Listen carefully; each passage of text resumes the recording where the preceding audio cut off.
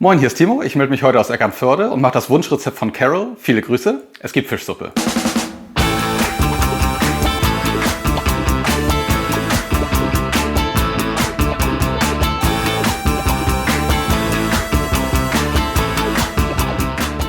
Wenn man schon in Eckernförde ist, dann muss man den Fisch natürlich auch entsprechend beschaffen, also ab zum Hafen.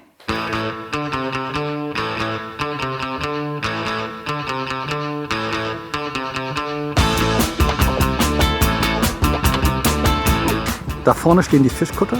Da gehe ich gleich mal hin und gucke, was die da so am Start haben. Frischer geht's nicht.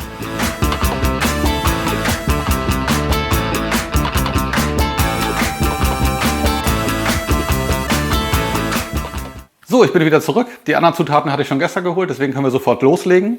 Lustigerweise ist es wieder ein Rezept, wo man nur einen Topf für braucht. Das hatte ich jetzt gar nicht so geplant. Aber das Gute ist, man kann es zum Beispiel sehr gut auch beim Angeln, überm Feuer oder auf dem Grill machen. Fangen wir mal mit den Zutaten an. Wir brauchen erstmal ein halbes Stück Butter und 2 gehäufte Esslöffel Zucker.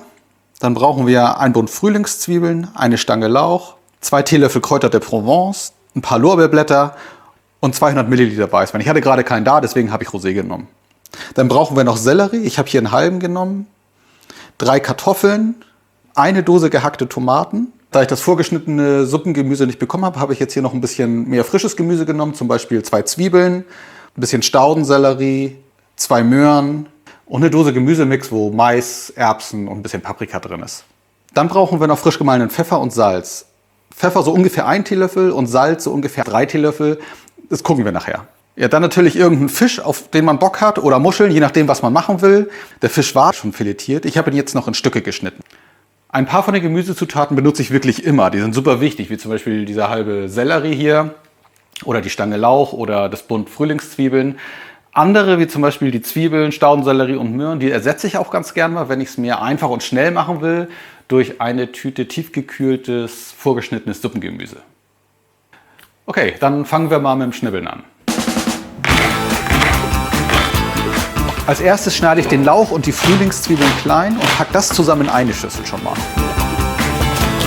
Das übrige Gemüse schnibbel ich jetzt auch klein und packe das in eine Extraschüssel.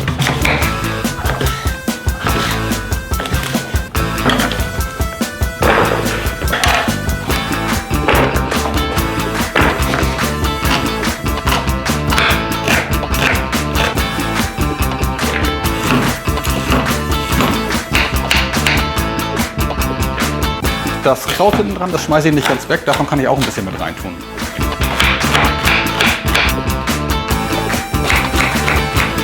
Die Kartoffeln kommen da auch mit rein und die werden schön fein gewürfelt.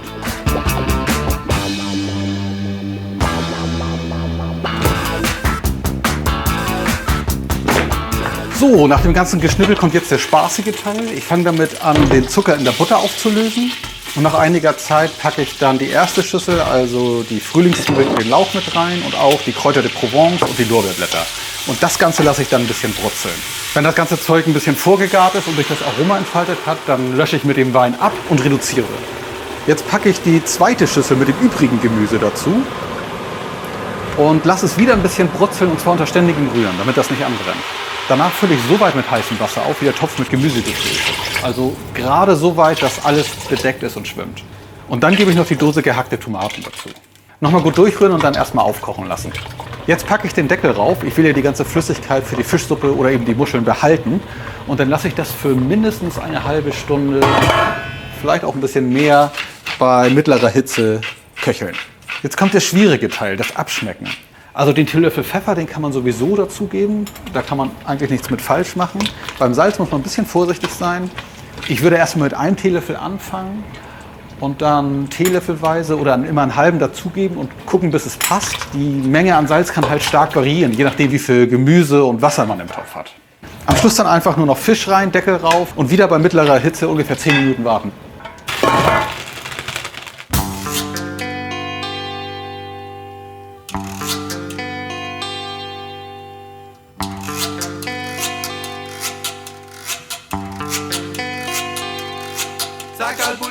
Vielen Dank fürs Zugucken und nun gutes Gelingen und viel Spaß beim Kochen. Ein Tipp noch zum Schluss: Wenn man fertig ist, dann kann man die Reste gut einfrieren und auch noch mal für Muscheln verwenden. Tschüss.